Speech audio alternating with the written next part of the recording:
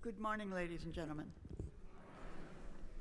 Before I start, I need to thank everybody here in this parish for their warm welcome and their hospitality, and especially Frank, who took us out to dinner last night, and the priests who give us a very gracious welcome. It's also an opportunity to thank the mission office, who allows us to come and bring to you the ministry of the Medical Missionaries of Mary. In your pews, or perhaps the ushers will distribute these yellow envelopes. You can put money in today, or you can bring it next week, mail it to the mission office. I always tell people, give up something during the summer in terms of your enjoyment, whether it's a six-pack or a box of candy, and put the money in the envelope, not the beer and not the candy. I come also, and I cannot impress upon you how important it is for you to not only donate generously from the blessings that you have, but also pray. Pray each day for missionaries. Your prayers are tangible to us in the most awkward and difficult situations we have encountered throughout the world. From my own personal experience on many occasions, I know both my church, yourselves, my family kept us out of serious, serious situations. Also, to try to encourage among the young Americans to respond to a vocation, whether as a sister, a priest, a brother. We have now among us lay associate members of medical missionaries. I have with me Marianne, who I first met in Ethiopia. She's been my chauffeur and surprisingly has survived all the trips we've made together, despite all the ups and downs that I make for her. Also, I want you to realize that vocations are only fostered by you and in your families. We see so many of our young Americans going off to foreign lands, giving their lives and limbs, as they have in the past 10 years.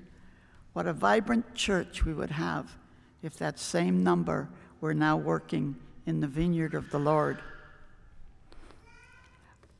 Our community as Medical Missionaries of Mary are charism that of healing. We all need healing within ourselves, our families, our community.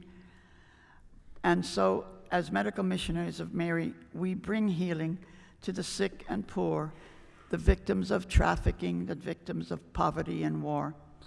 But we can't do that without you. You make it possible by your generosities. You send us. I can go out to any country in the world with all the diplomas in the world, and I can't do a darn thing if my hands are empty. I happen to be qualified as a nurse midwife and also have my public health. And in the 60 years I've had the privilege to work in Ethiopia, Nigeria, Pakistan. I've also worked in Boston, Chinatown. I've worked in Appalachia, and of recent, finishing up, I think, in Mexico. Our mother foundress wanted us to be a religious congregation of women religious, fully qualified in all aspects of the medical field. And that, too, is important for you to realize, that your generation educate us and send us out.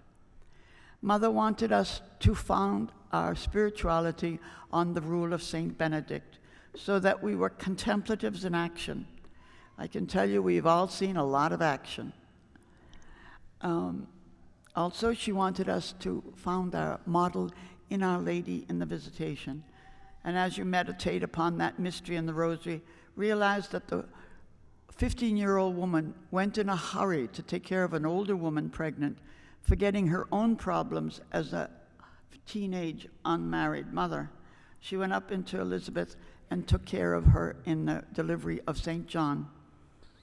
And in all that time, she brought the presence of Christ.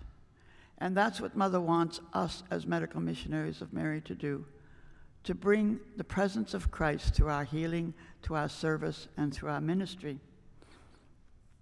We have sisters in East and West Africa.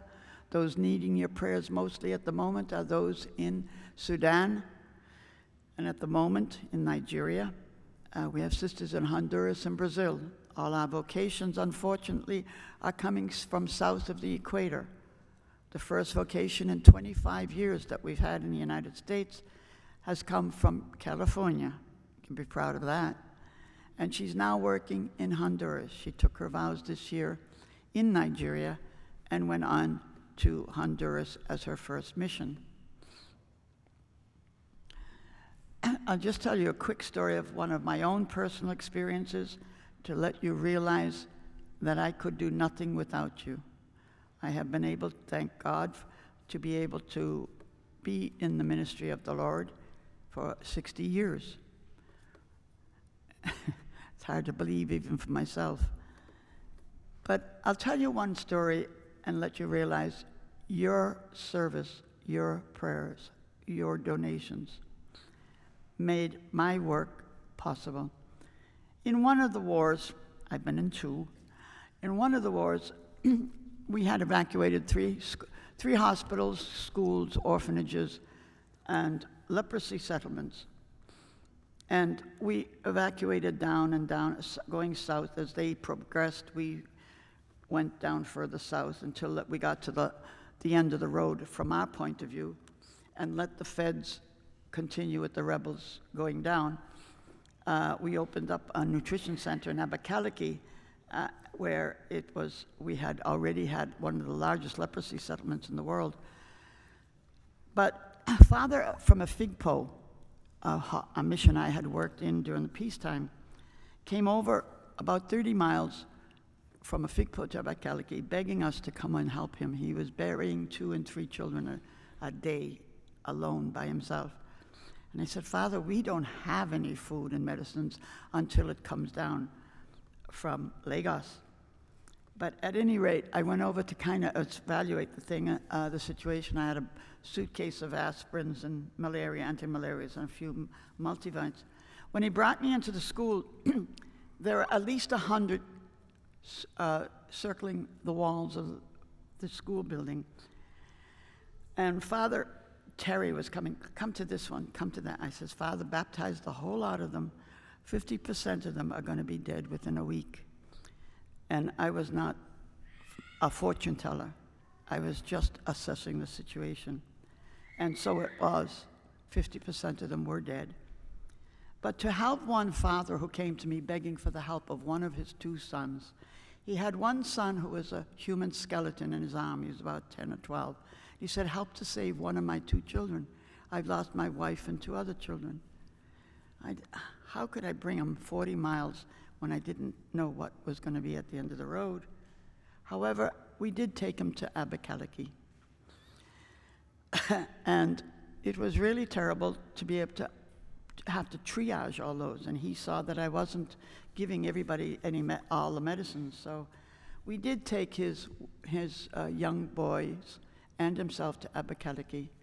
And of course, the young boy in his arms died within 3 or 4 days. The other one survived, only because the food came through, the food that you made possible to come through all the various agencies that provide us with food and medicine. On behalf of all the victims and those we have served throughout the world, God bless you all, and thank you for all you do.